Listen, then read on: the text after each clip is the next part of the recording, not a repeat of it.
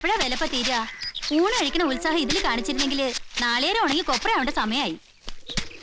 മോളെ, ആ അച്ഛനെ ഇന്നലെ എത്തുന്ന ഞാൻ കരുതിയത്. അന്ന് പോയപ്പോ പറയണ്ടായല്ലോ ശനിയാഴ്ച വരുമെന്ന്. ഇരുട്ടിട്ടും കാണാണ്ടായപ്പോ കൊച്ചുട്ടിനെ വീട്ടിലേക്ക് അയച്ച് നോക്കിപ്പിച്ചു. കോയമ്പത്തൂർന്ന് പോരുമ്പോഴേ വൈകി. പിന്നെ പാതിരാത്രിക്ക് വന്ന് നിന്നെ വിളിച്ചുണർത്തണ്ടെന്ന് കരുതി വീട്ടിൽ തന്നെ ചെന്ന് കിടന്നു. അപ്പടി മാറാലും പൊടിയും പിടിച്ച് കിടക്കായിരിക്കും. 2 ദിവസമായി ജാനുവിനെയും കൂട്ടിച്ചെന്ന് അടിച്ച് വൃത്തിയാക്കണമെന്ന് വിചാരിക്കണു. ഇവിടുന്ന് മാറാൻ നേരം കിട്ടണ്ടേ? അവരൊക്കെ ഇന്ന് എത്തൂലേ? അങ്ങോട്ട് പോകുമ്പോ എന്റെ അടുത്ത് കയറിയിരുന്നു. ഫോൺ ചെയ്തപ്പോ പറഞ്ഞു ഉച്ചയ്ക്ക് മുമ്പ് എത്തുമായിരിക്കും. അച്ഛന് കാപ്പി എടുക്കട്ടെ? രാവിലെ ഒന്നും കഴിച്ചിട്ടുണ്ടാവില്ലല്ലോ. മാവിരിപ്പുണ്ട്, പെട്ടെന്ന് ദോശ ഉണ്ടാക്കാം. സത്യവതിയുടെ പരീക്ഷ കഴിഞ്ഞു അച്ഛാ? ഇല്ല, എൻട്രൻസിന്റെ പഠിത്തമുണ്ട്. ശ്രീകാന്തോ? വെക്കേഷൻ ആയതുകൊണ്ട് കടയിൽ എന്റെ സഹായത്തിന് വരണുണ്ട്. ഇത്തവണ വരുമ്പോഴെങ്കിലും നിന്നെ കൊണ്ടുവരാൻ ചിറ്റ പറഞ്ഞു. കുറച്ചു ദിവസം അവിടെ വന്ന് നിന്നൂടെ നിനക്ക്? വിരോധം ഉണ്ടായിട്ടല്ല അച്ഛാ. ഇവിടെ മുത്തച്ഛന്റെയും മുത്തശ്ശിയുടെയും മഹിയേട്ടന്റെയും എന്ത് കാര്യത്തിന് ഞാൻ വേണം. പിന്നെ കൃഷിപ്പണിയുടെ തിരക്കും. ഒന്നും വേണമെന്ന് വെച്ചിട്ട് ചെയ്തതല്ല അച്ഛൻ. അന്ന് കോയമ്പത്തൂർ ചെന്ന് പെട്ടതും രണ്ടാമതൊരു കല്യാണം കഴിച്ചതൊക്കെ അന്നത്തെ ഓരോ സാഹചര്യം. മരിക്കണവരെ അതിനെപ്പറ്റി ഒരു വാക്ക് ചോദിച്ചിട്ടില്ല നിന്റെ അമ്മ. നിന്റെ അമ്മ മാത്രല്ല, മുത്തശ്ശനും മുത്തശ്ശിയും ആരും. ഒക്കെ എന്റെ തെറ്റാ. ഇപ്പൊ നിന്നെ ഇവിടെ മുത്തശ്ശന്റെയും മുത്തശ്ശിയുടെ അടുക്ക് വിട്ട് ഒരു വീടുള്ളത് പൂട്ടിയിട്ട് കുറച്ച് ദിവസം നിന്റെ അടുക്ക് നിൽക്കാൻ കൂടി പറ്റണില്ല അച്ഛന്. അതിലൊന്നും ആർക്കും ഒരു വിരോധമില്ലല്ലോ അച്ഛാ. എനിക്കിവിടെ സുഖല്ലേ. ഇനി അധികം നീട്ടിക്കൊണ്ടു പോണ്ടാന്നാണ് എന്റെ അഭിപ്രായം. നിങ്ങളുടെ കല്യാണം മഹി എന്തെങ്കിലും പറയണ്ടായോ? കർക്കിടകം കഴിയട്ടെന്ന് മുത്തശ്ശി ചോദിച്ചപ്പോ ഒരു ദിവസം പറയണേട്ടു. ആദ്യം ഒക്കെ തീരുമാനിച്ചുറപ്പിച്ചപ്പോ നിന്റെ അമ്മ മരിച്ചു. പിന്നെ രണ്ടാമതൊന്ന് ആലോചിച്ച് വന്നപ്പോഴേക്കും മഹിയുടെ അമ്മയും. എന്തോ ഒരു ദുശകനം പോലെ. ഇനിയും അനർത്ഥമൊന്നും ഇല്ലാണ്ട് ആ ചടങ്ങൊന്ന് തീർന്നു കിട്ടാൻ ഭഗവാന്റെ അനുഗ്രഹം ഉണ്ടായാൽ മതി.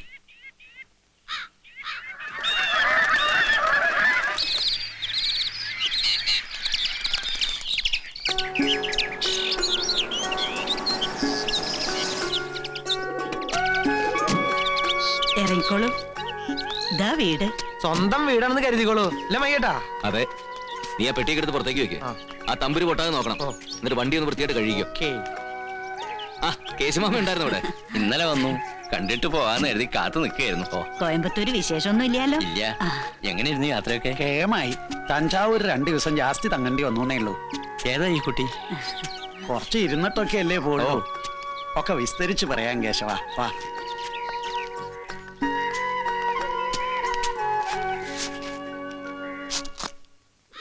എന്താ വിലപ്പത്? നല്ലോണം വിളയുന്നതിന് മുമ്പ് ഇതൊക്കെ വെട്ടിയിട്ടൂലേ? ഞാൻ വന്നിട്ട് പോരായിരുന്നു തണ്ടാമ്പറമ്പിലെ കയറ്റം. ഇന്നലെ വരെ കാത്തു. പിന്നെ ബാമക്കുഞ്ഞിനെ വന്നു. എന്താടി, എങ്ങനെ ഉണ്ടായിരുന്നു നിന്റെ തനിച്ചുള്ള ഭരണം? ആരാ മഹിട്ടത്? ഏത്? മുത്തശ്ശിയോടൊപ്പം ഒരു പെൺകുട്ടി അകത്തേക്ക് കയറിപ്പോണ കണ്ടല്ലോ. ഓ അതോ, അതൊരു പെൺകുട്ടി. അത് മനസ്സിലായി. അതാരെന്നാ ചോദിച്ചത്? അത് വേണി. ഏത് വേണി? ത്രിവേണി.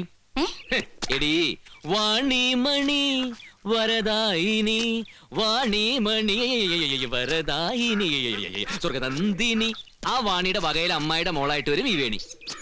മനുഷ്യന് മനസ്സിലാവുന്ന ഭാഷയിൽ പറയും. മനുഷ്യന് മനസ്സിലാകുന്ന ഭാഷയിലാണ് ഞാൻ പറഞ്ഞത്. ഇനി നിനക്ക് മനസ്സിലാകുന്ന ഭാഷയിൽ ഞാൻ പറയാം. ബാമേച്ചനെ മുത്തശ്ശി വിളിക്കുന്നുണ്ട്. ഓ, ഞാനിപ്പോ നിന്റെ കാര്യം പറഞ്ഞ് കൈ എടുത്തോളൂ. ചെന്ന് മുത്തശ്ശിയോട് ചോദിക്ക്. ആ പോണ പോക്കിൽ ഒരു ദുൽവാലെ ജാഹങ്കാഹില്ല മഹേട്ടാ. എന്താ പ്രശ്നം? എടാ, പുണ്യപുരാണ കാലങ്ങളിൽ മുതല് പെണ്ണുങ്ങളിൽ മാത്രം കണ്ടുവരുന്ന ഒരു സംഭവത്തിന്റെ പേര് പറ. അത് ഞാനെങ്ങനെ ഓപ്പണായിട്ട് പറയണേ? അതല്ലടാ, കുശുമ്പ്. മൂപ്പിലമ്മയ്ക്ക് നേരിയ തോതിലൊരു കുശുമ്പിളകിയോ എന്നൊരു സംശയം വേണിയെ കണ്ടപ്പോ. ഏതായാലും നമുക്കൊരേരെയാണ് വീണ് കിട്ടിയിരിക്കുന്നത്. നമുക്കിത് വെച്ചൊന്ന് മൂപ്പിക്കാം.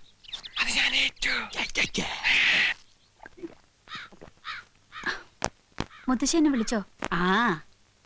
നീ ഇതെവിടെയായിരുന്നു ബാമേ? അപ്പുറത്തുണ്ടായിരുന്നു മുത്തശ്ശി. ഇതാ ഞാൻ പറഞ്ഞ ബാമ, മഹിയുടെ മുറപ്പെണ്ണ്. ഈ കുട്ടിയുടെ സാധനങ്ങളൊക്കെ നിന്റെ മുറിയിലേക്ക് വെക്ക്. ഇനി ഇവിടെയാ താമസിക്കണേ. അല്ലെങ്കിൽ അത് ശരിയാവില്ല.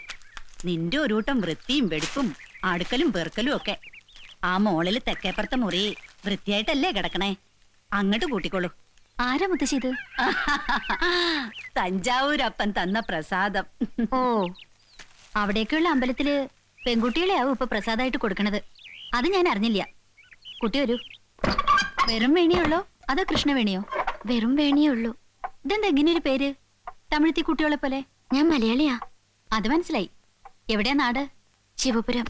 പിന്നെങ്ങനെയാ തഞ്ചാവൂരി എന്ന് പെട്ടത്? അയ്യോ, ചോദിച്ചതേ ഉള്ളൂ. എനിക്ക് കുട്ടിയുടെ കഥയൊന്നും അറിയണ്ട. ആരാ എന്താന്ന് അറിയാനുള്ളൊരു കൗതുകം അത്രേ ഉള്ളൂ. അതെങ്ങനെയാ? ഇവിടെ ആരേലും എന്തേലും ചോദിച്ചാ പറയോ? എന്നെ ഇട്ട് വട്ട് കളിപ്പിക്കണത് എല്ലാവർക്കും ഒരു രസാണ്. ഇവിടെ പറയുമ്പോ പറയും ഭാമയോ, അവളൊരു മണ്ടി. മഹേട്ടനാ കുറച്ച് കൂടുതല്. പക്ഷേ എപ്പോഴും എന്തിനും എല്ലാവർക്കും ഭാമ വേണം താനും. ബാമേ, കണ്ടോ, ഭാമ ചത്തുപോയി. ചിരിക്കാൻ പറഞ്ഞല്ല, ഇങ്ങനെ ഓടിച്ചാടി ചിലപ്പോ അതന്നെ ഉണ്ടാവുക. ദാ വരണോ.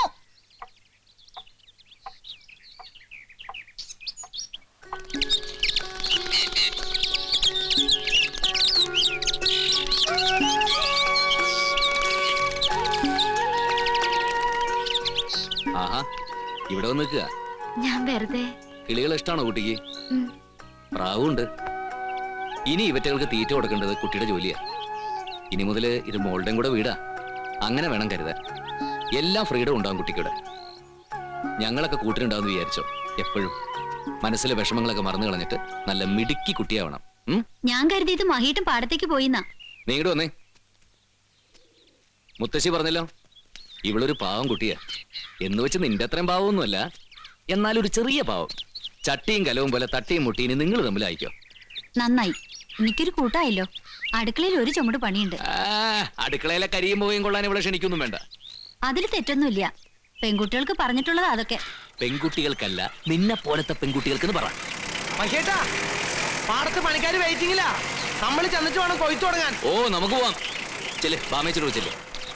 മാധവൻ വന്ന് തിരക്കിയിരുന്നു തന്നെ. അവന്റെ തൊപ്പി എവിടെ ഒളിച്ചു വെച്ചിരിക്കണേ? തൊപ്പിയോ? ഏത് തൊപ്പി, ഏത് മാധവൻ? ആ, ചെല്ല് ചെല്ല്. നീ ഇതിന്റെ പേരിലായിക്കോ രണ്ടാളും കൂടി യുദ്ധം. വേണി പോട്ടെ. ചാച്ചാ, ഇത് ചിരിഞ്ചിവരെ പടമൊന്നുമല്ല പറന്നു പോകാനായിട്ട്. വരൂ.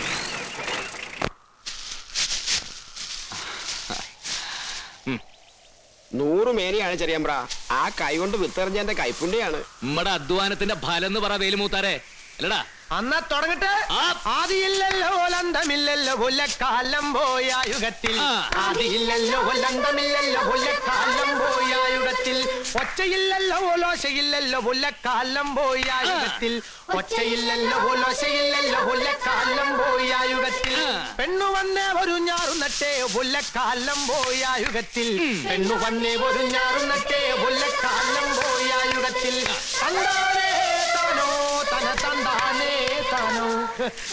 അയ്യോ, തൊപ്പിയില്ലല്ലോ ഒരു ജോലിയില്ലല്ലോ കൊല്ലക്കാലം പോയി യുഗത്തിൽ. തൊപ്പിയില്ലല്ലോ ഒരു ജോലിയില്ലല്ലോ കൊല്ലക്കാലം പോയി യുഗത്തിൽ.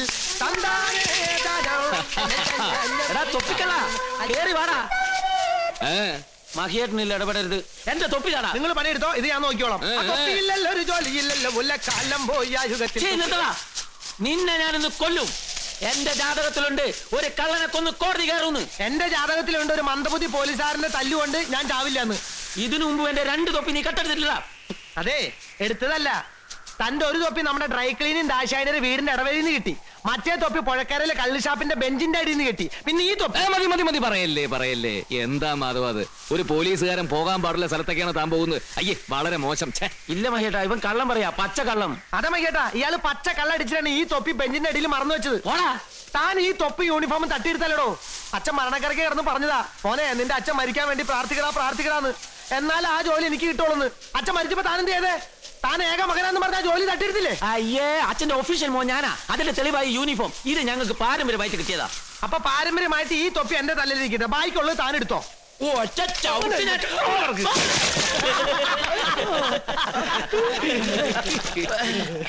എന്റെ മാധവ, നിനക്ക് എന്നോട് മര്യാദയ്ക്ക് ചോദിച്ചാ പോരെ? ഞാനൊരു പോലീസുകാരനല്ലേ മഹിയേട്ടാ, പിന്നെ എങ്ങനെയാ മര്യാദയ്ക്ക് സംസാരിക്കുക? പിടിച്ചു നിൽക്കാൻ വേണ്ടി ഞാൻ ടഫായതാ. ലക്ഷ്മണ, ആ തൊപ്പി കൊടുക്ക്. ഇത് ഞാൻ കൊടുക്കില്ല മയ്യേട്ടാ. കൊടുക്കടാ. മയ്യേട്ടൻ പറഞ്ഞതിന്റെ പേരിൽ കൊടുക്കാം. എന്തായാലും എന്നെ കൊണ്ട് പോലീസുകാരനാവാൻ പറ്റില്ല. പക്ഷെ പോലീസുകാരൻ്റെ ഒരു സെലൂട്ട് കിട്ടിയാൽ എങ്ങനെയുണ്ട് നോക്കാം. ഒരു സെലൂട്ട് തരണെങ്കിൽ ഈ തൊപ്പി ഞാൻ തരാം. നിന്നെ ഞാൻ സല്യൂട്ട് ചെയ്യേ? അല്ലെങ്കിൽ തൊപ്പി ഒന്ന് ചെയ്തേക്ക് മാധവ. രാഷ്ട്രീയക്കാരെ സല്യൂട്ട് ചെയ്യുന്നില്ലേ? അതിലും ഭേദമല്ലേ സ്വന്തം അഞ്ചനല്ലേ? ചെയ്യാം, പക്ഷെ എന്റെ തൊപ്പി തരുമെന്ന് എന്താ ഉറപ്പ്? ഒരു സെലൂട്ട് തരാണെങ്കിൽ എന്റെ അമ്മയാണ് സത്യം, ഈ തൊപ്പി ഞാൻ തരാം. ഞാൻ വിശ്വസിക്കില്ല. മഹിയേട്ടൻ പറഞ്ഞാൽ എന്റെ വാക്ക്. പഴയ ചാക്കും. മിണ്ടാരാ, ഒരു സല്യൂട്ട് കൊടുത്തേ. ആ താ. ആ ഇങ്ങനെയല്ല, കാല് പൊക്കിയടി. ഓക്കെ ലക്ഷ്മണ തൊപ്പി കൊടുത്തേ. ഇനി തൊപ്പി തരാം. വാ. അങ്ങനെ. മോശം. ആ തൊപ്പി കിട്ടിയല്ലോ, പാളത്തൊപ്പിയല്ലോ. അലമ്പോയായുഗത്തിൽ തൊപ്പി കിട്ടിയല്ലോ, പാളത്തൊപ്പിയല്ലോ. അലമ്പോയായുഗത്തിൽ തന്താനേ താനോ, തന തന്താനേ താനോ.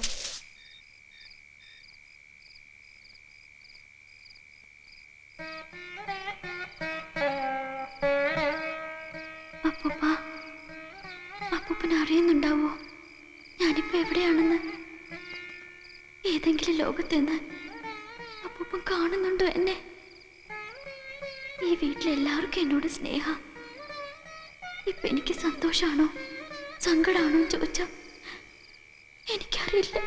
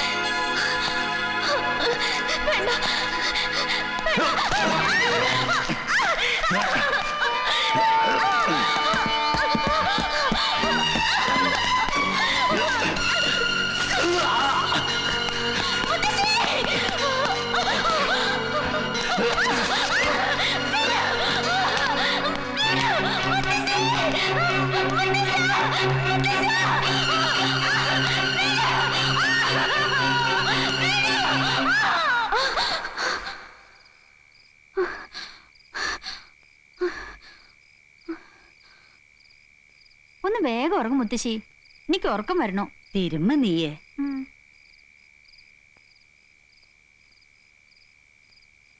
എന്താ കുട്ടി, ഉറങ്ങില്ലേ? ആ മുറിയില് ഒറ്റയ്ക്ക് കിടക്കാൻ പേടിയാവുന്നു. പരിചയമില്ലാത്ത സ്ഥലല്ലേ, അതുകൊണ്ടാവും. ഇവിടെ കിടന്നോളൂ. ബാമേ, ഒരു കോസരി ഇവിടെ വിരിച്ചു കൊടുക്കൂ കുട്ടിക്ക്. ഓ, ഇള്ള കുട്ടിയല്ലേ, ഒറ്റയ്ക്ക് കിടന്ന പേടിക്കാൻ.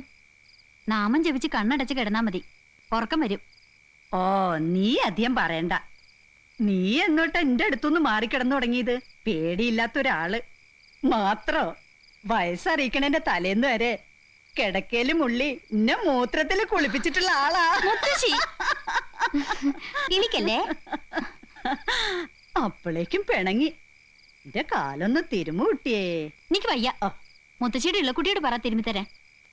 ഓ, എന്താ മൂപ്പിലമ്മയ്ക്കൊരു കോപം? പണ്ട് കിടക്കയില് മുള്ളിയിരുന്ന കാര്യം ഈ കുട്ടിയോടൊന്ന് പറഞ്ഞുപോയി, അതന്നെ. അത്ര ഉള്ളോ? അത് ഇടയ്ക്കിടയ്ക്ക് അവൾ ഇപ്പോഴും ചെയ്യുന്നതല്ലേ? മോൾ ഉറങ്ങിയില്ല ഇതുവരെ? ഞാനൊരു ദുസ്വപ്നം കണ്ടു. ആ സുബ്രഹ്മണ്യം അതും ഇതുമൊക്കെ ആലോചിച്ച് കിടന്നിട്ടാവും. ഈ മുറിയിൽ കിടന്നോളൂ, ദുസ്വപ്നം ഒന്നും കാണില്ല. മുത്തശ്ശിയുടെ മുറിക്ക് അങ്ങനെ ഒരു പ്രത്യേകതയുണ്ട്. ആരും കുട്ടിയെ പിടിക്കാൻ ഇവിടെ വരില്ല. വന്നാലും ഞങ്ങൾ ആരും കുട്ടിയെ വിട്ടുകൊടുക്കുകയില്ല ആർക്കും. പോരെ, പ്രാർത്ഥിച്ചു കിടന്നോളൂ.